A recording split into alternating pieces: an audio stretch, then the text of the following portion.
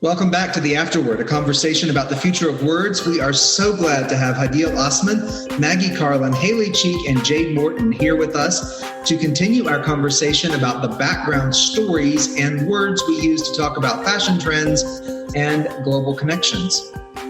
So the Industrial Revolution created a huge shift toward mass production of clothing.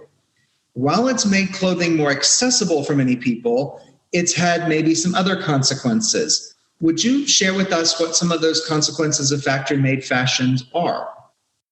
I would like to talk about the first stage is the people that were and continue to work in these factories since the Industrial Revolution. They're not really regarded as, people with rights. They're not really given their rights. They're not paid properly. They're put under very hard conditions.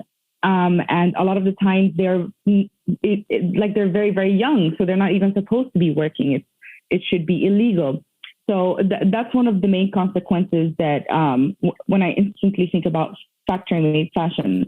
When I also think about the end result, the clothes that are made, I look at it from, again, a global South perspective, which is waste colonialism, where all of these clothes are made and then they're sold, for instance, to big shops or, fast fashion boutiques and whatnot, because there was so much made to begin with that the rest is thrown and chucked into, and I'm going to talk about Africa because that's where I'm based, chucked into our 54 countries, and we have to deal with it now. So this waste has become our problem when it really shouldn't be. And our climate is very vulnerable. Our infrastructure is very vulnerable. So now we have to mitigate and try to find a way to get rid of them, but in a way that, makes sense. But it still is, it's causing more problems than anything, honestly. So that's what I think when I think about the concept of mass production and where it's landed us now. Thank you. Maggie? We agree with everything Hadeel said. And yeah, just mass production, like she was saying about factories, just a lot of issues with rights of those workers going on, and just a lot of waste that it creates, when our main focus is to figure out how to create a more sustainable environment for us to live in. And another thing, like the mass production of all of these goods, these fabrics, and all these clothing items, over time, we've seen that it really just starts to cheapen the quality of all these clothes that we now wear on a daily basis. And that creates an even bigger problem. It's just cycling, those clothes are going to get worn out and thrown into landfills or donated sooner, and therefore we're going to need more clothes made in mass production from these factories that are wasteful themselves. So yeah, we would agree with Hadeel that it is an issue that we see continuing to happen that needs to change. Thank you. Well, as I mentioned in our first episode, my favorite clothing at the time as a young girl was overalls, which weren't necessarily always considered appropriate for a young girl. And I also was the first girl to wear my favorite pair of white Converse. Not one girl in my school had a pair of white Converse, and I loved them. So we know that cultural and gender norms have often dictated what can or cannot be worn. And so, Sunnies, I'm gonna talk to you guys first because you've got the whole jeans and that repurposing business. What are some of the barriers that are being removed or reinforced with this concept? Yeah, I will answer that. And first of all, I just want to say, Amy, we have sold multiple pairs of hand-painted overalls. Yes. We are fans of overalls. I also was, when I was a girl, I was such a tomboy and I wore the same clothes my guy friends did. So I feel you on that. Excellent. Yeah, so we sell jeans and they are painted, which is definitely itself a very specific style. I will say a lot of the styles of the painted jeans or painted denim jackets that we sell are more feminine in just their nature, with like flowers on them, and what has always been called more like feminine colors.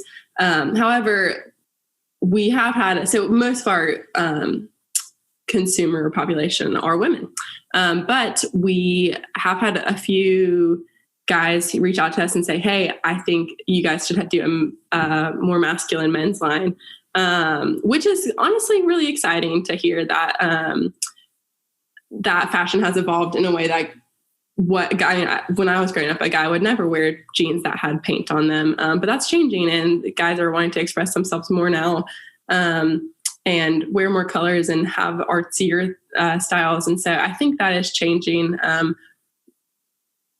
But yeah, we have primarily more of the feminine consumer population at the moment. Okay. All right. What about you, Hadeel? What are you observing with some of these transitions and the barriers that are being removed or maybe even being reinforced? I'm noticing a lot of genderless fashion. Like there's a lot of designers who want to create clothes that are functional, practical, and that can be worn by as many people as possible. And I think that's very interesting because it allows for, a larger portion of consumers to, I guess, like express themselves more with what is available in the market. And that's quite an interesting challenge because I live in an area of the world where a lot of cultural norms are continue to be reinforced and updated, and they're not really going with, the fact that we're in 2021. But when you start to notice that more people are diving into just wearing what makes them comfortable, I believe that is very interesting. And like what's been mentioned before, clothing is an extension of someone's identity. So it's always nice to see innovations from that aspect. Thank you. I love that. I appreciate that insight. It's very interesting to see how fashion matters or doesn't matter whenever you travel to other places around the world, isn't it? Absolutely. Yeah. Absolutely. I know when I was in I was in Liberia teaching, and we were told, do not wear pants. Skirts, you could wear a skirt, they have to be below your knees, but no pants. So it is interesting how cultures do dictate what we can and cannot wear sometimes. And I'll have to jump on board too with the overalls. I love overalls, not painted ones, but yeah, I think the overalls are so comfortable. There we go. Okay. Caroline Stevenson from the London College of Fashion said, fashion is a potent visual marker of our times. Trend analysis of any given era will reveal society's values and aspirations. What do you see as some of the trends that reflect our values, especially during the global pandemic? What are some things you hope will continue in fashion, and what are some things you'd like to see discontinued? We can start. I think Hadeel might have said this in the previous episode, but the comfort with the global pandemic is a huge thing. So we see like the matching sweatshirt sets that are tie-dyed or different colors, and that has become a huge thing. People are just really aiming for comfort these days, especially just being in a pandemic where you can't go anywhere. So you see like even crop top sweatsuits and tennis shoes, all the different kinds of tennis shoes. So that's kind of what we're seeing as the trend for these days. But I'm sure Hadeel has more global knowledge as well. I agree with you for sure. And coming from like a slow fashion perspective, our lives are also kind of slowing down a little bit. So it's mainly about comfort and functionality and not really focusing so much on impressing anyone aside from your own self. So that's been really interesting to see, especially in the day and age where, the media and everything is telling you that you need to look like someone else or you need to be better because you're not enough. So there's a lot of like wholesomeness in the way that the clothes fit us better now and they're more comfortable and we don't have to buy much anymore because we're just enjoying what we have, and goes to the whole slow fashion thing. That's fascinating. Another term, slow fashion. Can you unpack that a little bit more, Hadeel? Yeah, sure. So the concept of slow fashion, it's a movement within the sustainable fashion movement, basically. And the idea of it is that you're not consuming anything that is fast fashion. You're looking at what you already own. If you're going to shop, you either support local brands or local designers like Sunny's, for example, independent designers. You're shopping secondhand. You are DIYing. You're swapping with your friends and your family. You're mending what you have. So it's a very community-based way of looking at clothing, and it's not about consumption at all. It's about being conscious of what you already have, and embracing these little things that make us more human and less just consumers, being forced to be shopaholics when we all know that we're more than that. Wow. Okay. You've just stepped right into our next question. So you both have mentioned slightly, Sunny's and Hadeel, just this idea of sustainability. I've heard both of you all four of you, because if our listeners aren't tracking with us, Sunny's is a mix of three. And so we've got four guests with us today. How can we be more sustainable, looking at that social justice and thinking about policies and laws? So you've mentioned this a little bit, but give us something practical. What is something practical we can actually apply when we are thinking about fashion? Sunny's, I'm going to toss it to you. Somebody from you all, let us know some tools. Yeah, so I'll take this one. There's several ways, especially for us. It's the first big thing for us is shopping small, especially, I know we're just talking about like America, but shopping small businesses here really support the actual business and the actual people behind the business. So whereas you get a bigger industry, you can kind of lose that connection. So the first and foremost thing we like to say is try to shop small. But also, you can have big companies that have really good values and those kind of things. So we really just say, do your research. When you're buying something, don't just buy it. It's easy to go to Target and just grab some things, but to actually do your research on what product you're buying. You can look up minority focused business owners so you can support minorities in that way. You can also just look up how things are made in a company. So you can have a huge company. We actually had a conversation with someone who worked at a big company recently, and she was just telling us like she was part of this company that had overseas like production, but she specifically was employed to go overseas and make sure everyone was doing okay, make sure everything was aligned. So I think just like kind of understanding what you're buying, basically it starts with that, because you can still have a big company that's doing good things, creating jobs overseas, creating business, but just actually doing your research, knowing what you're supporting and knowing the materials you're buying, because the materials too are important in recycling and upcycling, those kind of things. So doing your research. Okay. Do you have any specific places to research? Are there any like clearinghouses for this type of place, or just looking up specific terms like small business or minority focused businesses? Any specific?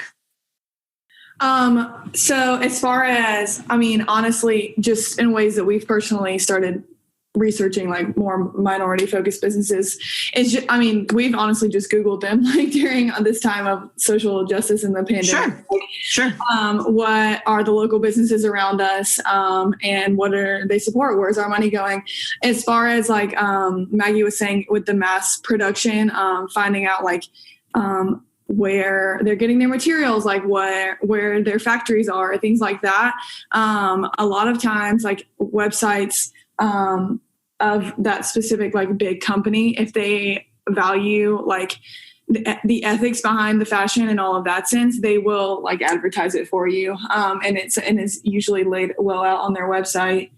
Yeah, I would say now with shopping the buzzword sustainably or ethically, that is a popular thing now. And companies who do that are proud of it. And so they are going to put that information out there. And so it should be on their personal websites. That's what we found.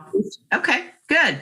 Hadeel, how about you? Can you give us some ideas to help promote that sustainability and social justice piece in fashion? Sure. I would recommend that people check out Fashion Revolution.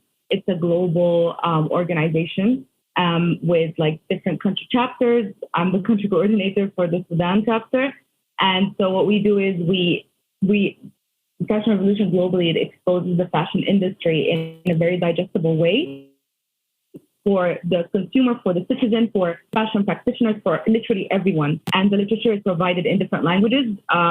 So, and you can just check them out on Instagram or any social media page. And then from there, if you have that interest or you want to learn more, you can always just check the website. And it's an amazing encyclopedia. There's white papers from different parts of the world. The US published one recently for this year. There's a transparency index. So your favorite brands, even if you're not really ready to, let them go, you can actually check out how well they are operating or how they're not, so you can make an informed decision. There's also slow fashion movement. It's a global movement. They also create different resources, and they break down everything specifically for the consumer mindset so that you can make these small changes without feeling like you have to be, the best version of yourself overnight. And it's very forgiving as well. And we're creating content in Arabic at the moment. There's content in English and Portuguese and Spanish and basically so many languages, and everyone is joining. And a lot of these ambassadors are people that just love the fashion industry. And some of them are designers and some of them are not. So these resources are literally available. We're all spending so much time on social media. We can start there and then find, whatever else we're looking for.